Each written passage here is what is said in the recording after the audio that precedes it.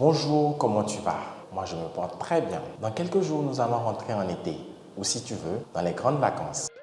Une période particulière pour toutes les entreprises, car pour certains, il s'agira de la haute saison, c'est-à-dire période au cours de laquelle la grande partie du chiffre d'affaires est réalisée, et pour d'autres, une période de baisse d'activité. La vidéo d'aujourd'hui va te fournir les armes nécessaires pour mieux te préparer pour cette période. Je m'appelle Félix Simaki, cofondateur de Fabella Shop, le premier site e-commerce au Sénégal spécialisé dans la distribution de produits de beauté.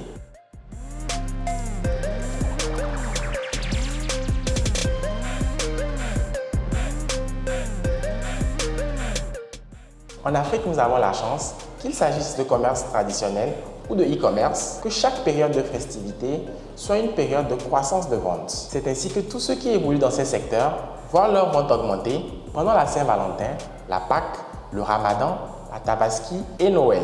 Par contre, la période des grandes vacances est une période très particulière de par sa durée et du fait qu'elle concentre l'attention et le budget de nos cibles sur diverses distractions. I like to move it, move it.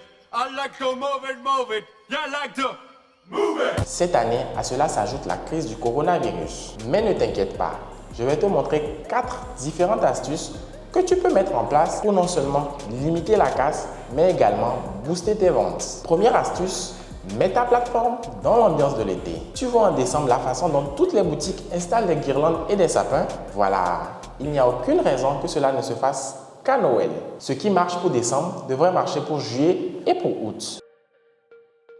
Donc cet été, redécore ton site et surtout ta page d'accueil avec des images et des couleurs rappelant l'été. Si tu peux, mets à jour ton logo pour l'adapter à cette période. L'intérêt, c'est de mettre le visiteur dans le mood du moment et de provoquer dans son esprit un effet de nouveauté, ce qui entraîne généralement un processus d'achat plus serein. Deuxième astuce, créer un contenu adapté à cette période. Tu vends des produits cosmétiques, c'est le moment de parler des crèmes solaires. Tu es dans la mode, c'est le moment de parler des looks de plage. Là, il s'agit simplement de quelques exemples. Donc, à ton tour de trouver un contenu en rapport avec ton activité et surtout utile et approprié à cette période. Troisième astuce, propose des produits ou des prestations spéciaux. J'entends par là proposer des services inédits. Une livraison plus rapide par exemple, l'envoi d'échantillons, la constitution de produits en pack, l'organisation de jeux concours, etc.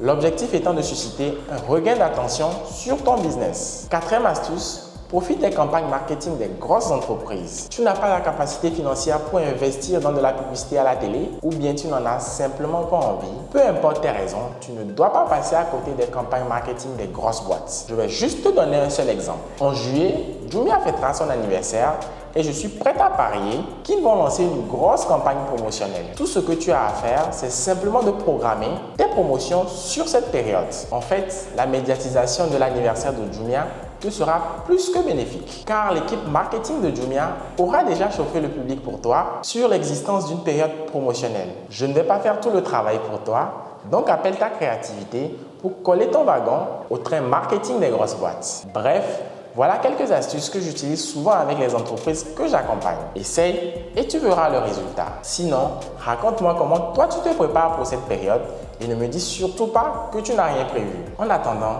n'oublie pas de liker la vidéo, de partager et surtout d'inviter tes amis à venir s'abonner. À très bientôt.